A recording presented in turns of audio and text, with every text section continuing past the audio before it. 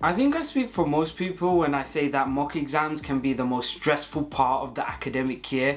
There's definitely a lot of kind of focus put on it, and whether you're applying for UCAS in university or you're thinking about what sixth form or college you want to go to, you definitely want to do as well as you can in them. Hey guys, welcome back to the channel. If you're new here, my name's Jackery and I'm a first year medical student studying at UCL. And in this video, I'm just going to talk through a few things that I think will really help you do as best as you can in your mocks, whether you're revising for your GCSE mocks or your A-level mocks or whatever. I understand that if you're watching this, you're probably thinking quite a bit about how you can do well. And just for reference, I got grade 9s in every subject I did for GCSEs, and I got A stars in every subject I did for A-levels. So I think it's fair to say that I know a thing or two about how to kind of revise for exams, and hopefully with the content in this video, it can help you do as best as you can. As usual, timestamps will be in the description so you can jump around and find exactly what you're looking for without wasting any time. Firstly, and arguably the most obvious, is to start early. The last thing you want to do is leave it too late. Now this sounds obvious, but the earlier you start revising for your mocks,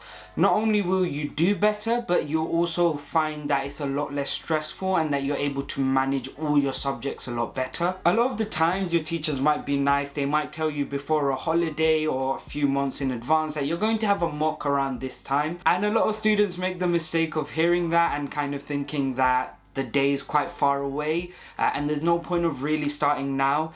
But I find that from my own personal experience, both with how I prepared for mocks and how I saw other people prepare, I found that those who kind of started revising quite a bit in advance ended up doing a lot better and just tended to seem a lot less stressed while everyone else was kind of reading through their notes or cramming their flashcards in or etc. The good thing about starting early is it lets you at the very least go through all the content once, and the best thing about that is it will then give you the opportunity to review the work you've done and kind of really target those areas that you're weakest in.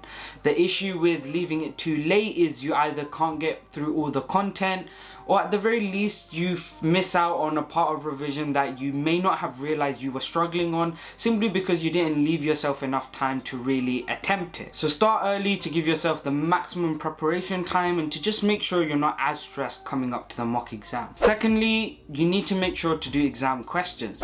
Exam questions are going to be your best friend, especially at GCSEs and A-levels.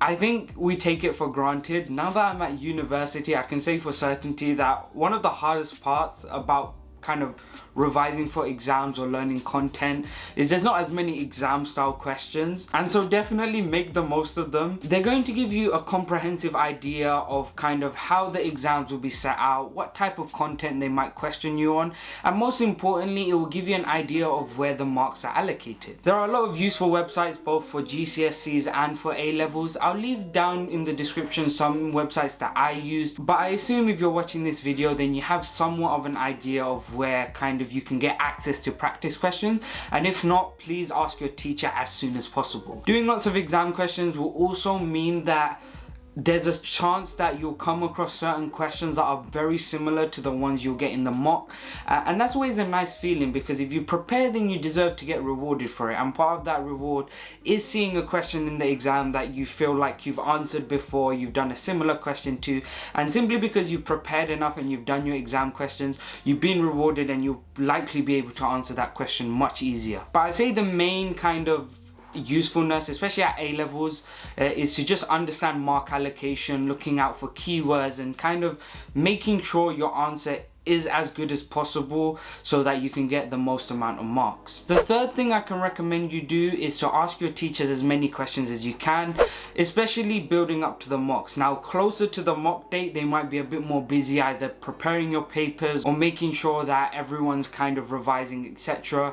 So the earlier you kind of take advantage of their spare time, the better it will be for you. They will be the best people to ask in order to fill any gaps you have in your knowledge. They've likely been teaching the subject for a few years, and obviously they're the ones who taught you the content, so if you ever feel like you can't remember something, they'll typically know exactly what you're talking about or how to answer your questions. On top of that, this isn't always true, but some teachers can either purposely or accidentally drop hints. Bear in mind, for your mocks your teachers will be making the exams, and so if you ask them a question, they're more likely to accidentally drop in a hint about what the exam will be like. You know, like small subtle things here and there. For example, if you ask them a question and they might say, oh, don't worry, that's not that important for this mock. You know, small things like that give away more information than you realize. Now, a lot of teachers are actually quite careful about the information they give away, but at the very least you'll walk away like having cleared up some gaps you might have had, and that will only do good things for you coming up to the mock exam. Remember, your teachers are there to help you, and the sooner you realize that they have no issue with you asking them questions,